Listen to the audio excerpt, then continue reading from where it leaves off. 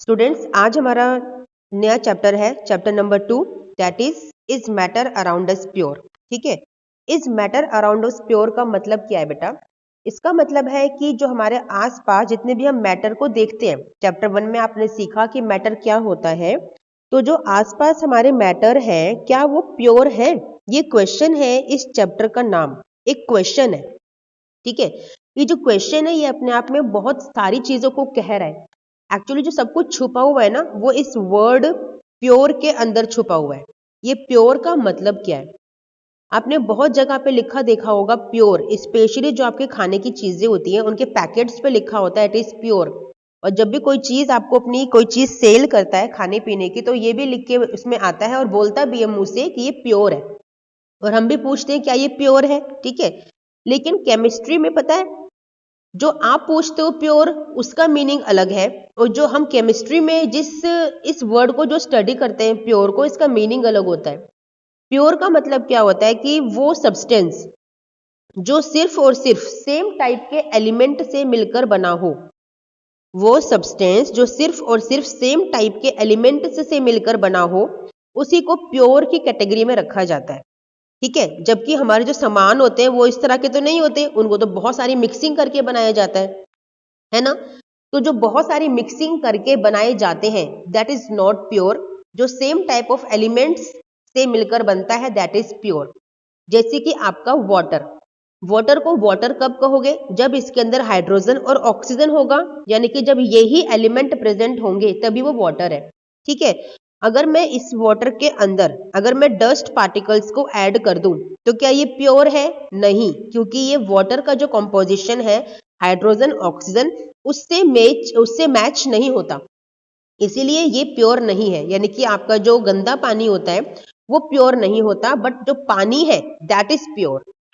समझ में आया? तो आपसे यही पूछा गया है इस चैप्टर के अंदर कि जो आसपास अपने मैटर देखते हो, क्या वो प्योर है? तो इसी क्वेश्चन को हम लोग यहाँ पे ढूंढेंगे पूरे के पूरे चैप्टर के अंदर। ठीक है, इसी क्वेश्चन के आंसर को। अब आपका सबसे पहला टॉपिक है मिक्सचर। मिक्सचर क्या होता है? जब भी आप दो या दो से ज्यादा चीजों को मिक्स कर देते हो तो उसे मिक्सचर बोलते हो। मिक्सचर यहाँ पे आपको दो तरह के स्टडी करने हैं। एक है आपका होमोजेनस और सेकंड है आपका हेट्रोजेनस। ठीक है, होमोजेनस मिक्सचर्स कौन से होते हैं? जिनमें आपके same type of components present होते हैं और जो मिक्सचर यूनिफॉर्म कंपोजिशन शो करता है through out the solution. For an example, आपने पानी लिया, इसमें आपने शुगर के पार्टिकल्स को ऐड किया। ठीक है,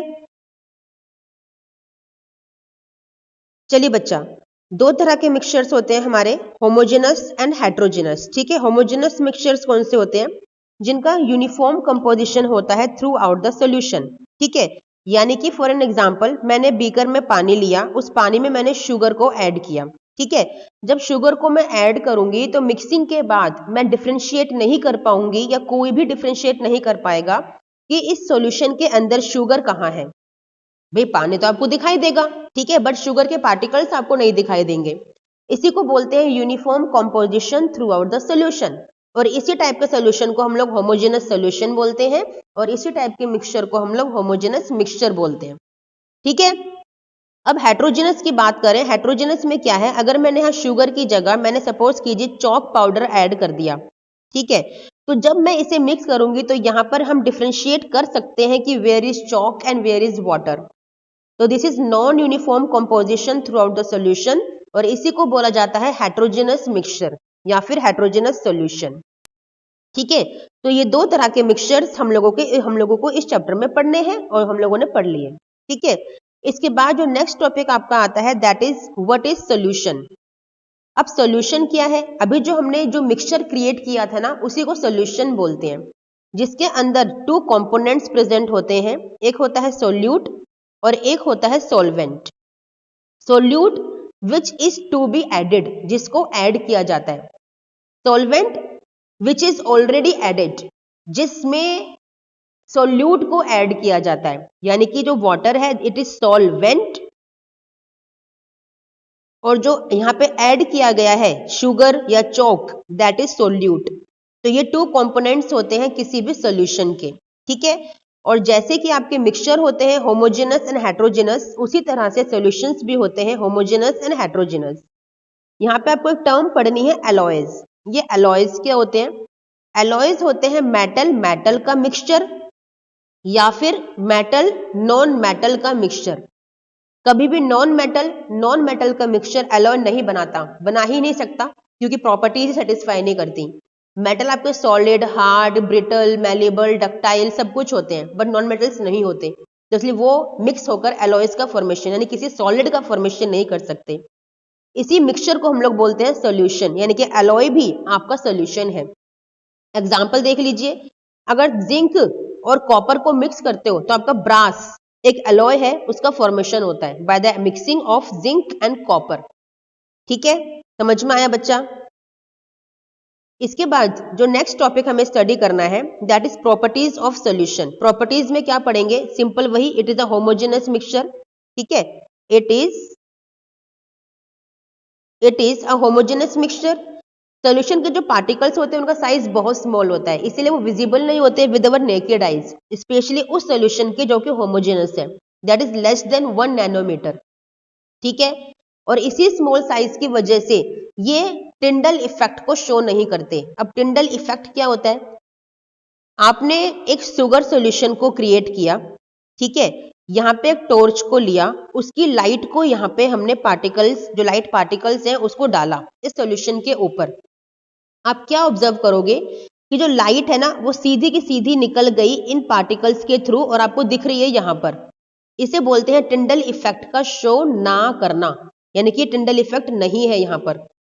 अगर होता, पहली बात तो वो कहाँ होगा? हेट्रोजेनस सॉल्यूशन के अंदर, जहां पे यहाँ पे पार्टिकल साइज बड़ा होगा।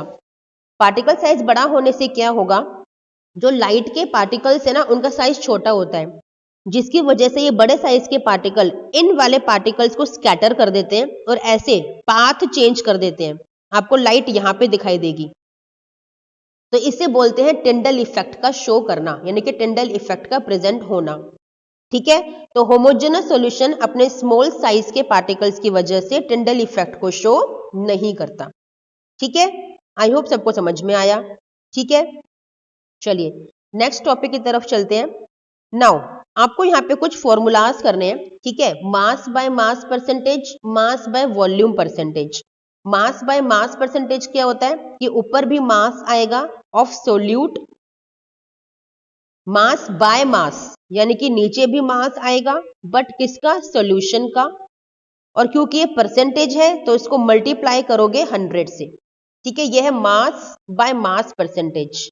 अगर मास बाय वॉल्यूम परसेंटेज होगा तो mass of solute upon volume of solution, यहां पे वॉल्यूम आ जाएगा इनटू 100। और अगर वॉल्यूम बाय वॉल्यूम परसेंटेज होगा तो यहां पे भी आपका वॉल्यूम आ जाएगा, volume of solute upon volume of solution into 100। ठीक है, इस तरह से हम लोग किसी भी सॉल्यूशन का कंसंट्रेशन निकाल सकते हैं, यानी कि मास बाय मास परसेंटेज भी निकाल सकते हो, मास बाय वॉल्यूम परसेंटेज भी निकाल सकते हो, और वॉल्यूम बाय वॉल्यूम परसेंटेज भी निकाल सकते हो। ठीक है, नेक्स्ट टॉपिक है सस्पेंशन। अब ये क्या होता है? आपको 3 तरह के सॉल्यूशंस यहाँ पे देखने के लिए मिलेंगे बच्चा। एक मिलेगा आपको होमोजेनस सॉल्यूशन, जिसे हम सिंपल सॉल्यूशन के नाम से जानते हैं। ठीक है, एक होगा यहाँ पे आपका कॉलोइड्स, और इनके बीच की प्रॉपर्टीज शो करेगा आपका सस्पेंशन। इनके बीच की प्रॉपर्टीज कौन शो करेगा? सस्पेंशन।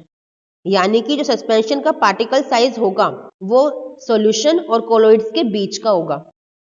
सस्पेंशंस आपके हेट्रोजेनस सॉल्यूशंस होते हैं। ठीक है, ये टिंडल इफेक्ट शो करते हैं। ठीक है, क्योंकि इनके जो पार्टिकल्स हैं वो बॉटम पे सेटल डाउन हो जाते हैं जब उनको अनडिस्टर्ब्ड छोड़ा जाता है। जैसे आपका चॉक पाउडर का सॉल्यूशन, अगर बिना स्टिर करे छोड़ दोगे तो पार्टिकल्स नीचे बैठ जाएंगे, जबकि शुगर के साथ ऐसा नहीं होगा। ठीक है, तो जहां पे ऐसा होता है उसे बोला जाता है कि वो आपका हेट्रोजेनस सॉल्यूशन है। ठीक है, और ये टिंडल इफेक्ट भी शो करेगा ऑब्वियसली। अब कोलोइडल सॉल्यूशन की अगर बात करें तो यहाँ पे क्या होगा? ये आपका टिंडल इफेक्ट को शो करेगा, लेकिन इसका पार्टिकल साइज ना इतना छोटा होता है बच्चा कि आपको नेकेड ऐसे दिखाई नहीं देगा, जैसे आपका मिल्क सॉल्यूशन। ठीक है, मिल्क सॉल्यूशन क्या होता है आपका? आपने वाटर लिया, उसमें मिल्क को आपने ऐड किया, आपको ट्रांसपेरेंसी नहीं दिखाई देगी, मिल्क का कलर दिखाई देगा। तो इसलिए आपको, और पता है मिल्क को आप सेपरेट भी नहीं कर सकते, ना ही मिल्क के पार्टिकल नीचे बैठेंगे, तो आपको ऐसा लगेगा कि ये होमोजेनस है, बट नहीं, ये हेट्रोजेनस है, क्योंकि पार्टिकल साइज छोटे तो हैं लेकिन इतने बड़े हैं कि वो लाइट को स्कैटर कर दें, यानी कि टिंडल इफेक्ट को शो कर दें। तो इसीलिए कोलोइड की डेफिनेशन में लिखा जाता है कि it seems to be homogeneous but it is heterogeneous solution. ठीक है बच्चा, तो these are the properties of suspension and colloids. ठीक है, चलिए इतना आपको समझ में आ गया। ये जो टॉपिक है सेपरेशन का, ये आपके सिलेबस में से डिलीट हो चुका है, एनसीईआरटी ने, सीबीएसई ने डिलीट कर दिया है, ये टॉपिक आपको स्टडी नहीं करना है बच्चा। ठीक है, इसके बाद जो टॉपिक आएगा that is physical and chemical change, very important topic. Yes बच्चा, physical and chemical changes. Physical changes जो होते हैं आपके, उन फिजिकल चेंजेस में कोई भी नया प्रोडक्ट नहीं बनता, नो न्यू प्रोडक्ट फॉर्मेशन। लेकिन जो केमिकल चेंजेस होते हैं उनमें एक नए प्रोडक्ट का फॉर्मेशन होता है, तो उन्हें केमिकल चेंजेस बोला जाता है। ठीक है, अब बहुत सारे एग्जांपल्स हमारे सामने हैं। जैसे कोई भी रिएक्शन हो रही है, रिएक्शन कैसे पता चलेगी? सपोज कीजिए आपने पानी में चीनी को घोला, तो कोई नया कुछ बना? नहीं, इट इज फिजिकल चेंज। ठीक है, लेकिन अगर आपने सपोज कीजिए इस पानी को बॉईल कर दिया, ठीक है, पानी को बॉईल करके आपने इवेपोरेट कर दिया, इवेपोरेट करने के बाद इसमें आपने कोई ऐसा डाल दिया केमिकल, सपोज कीजिए कॉपर सल्फेट डाल दिया, तो अब तो कुछ और बन गया, अभी ब्लू कलर का सोल्यूशन बन जाएगा, तो now it is a chemical change. अभी न्यू प्रोडक्ट का फॉर्मेशन हो गया है। चीनी के अंदर कॉपर सल्फेट डाल दिया, कुछ नया कुछ अलग सा बन के निकल कर आएगा, तो this is your chemical change. ठीक है, एक क्वेश्चन और आता है बर्निंग एंड मेल्टिंग का। Burning is a chemical change, क्योंकि यहाँ पे कुछ चीज नई बनती है, जली हुई चीज को वापस से दोबारा नहीं बना सकते आप, पहला जो था। ठीक है, और मेल्टिंग इज फिजिकल चेंज, क्योंकि इसमें स्टेट चेंज होती है। जहां पे स्टेट चेंज होती है सॉलिड लिक्विड गैस, वो आपके फिजिकल चेंजेस होते हैं, और जहां पे बर्निंग यानी कंप्लीट एक न्यू प्रोडक्ट का फॉर्मेशन हो जाता है, दैट इज केमिकल चेंज। ठीक है बच्चा, चलिए आई होप आपको समझ में आ गया। नेक्स्ट आपको करना है एलिमेंट्स एंड कंपाउंड्स। एलिमेंट्स क्या होते हैं? जो अपनी प्योर स्टेट में प्रेजेंट होते हैं, जैसे आपके हाइड्रोजन, कार्बन, नाइट्रोजन, क्लोरीन, बहुत सारे ऐसे एलिमेंट हैं जो अपनी प्योर फॉर्म में प्रेजेंट है, जिनको आप और डिवाइड नहीं कर सकते। These are elements and they are present in their purest form in the nature. ये इनकी प्योर फॉर्म है, इससे प्योर नहीं हो सकते ये। ठीक है, क्योंकि इनमें अपने ही जैसे पार्टिकल्स, एटम्स प्रेजेंट हैं। कंपाउंड क्या होते हैं? जो इन एलिमेंट से मिलकर बनते हैं, यानी कि H प्लस Cl है ना, H2 plus Cl2 gives you HCl। तो न्यू कंपाउंड का फॉर्मेशन हुआ, नए प्रोडक्ट का फॉर्मेशन हुआ, completely different property from the parent atoms.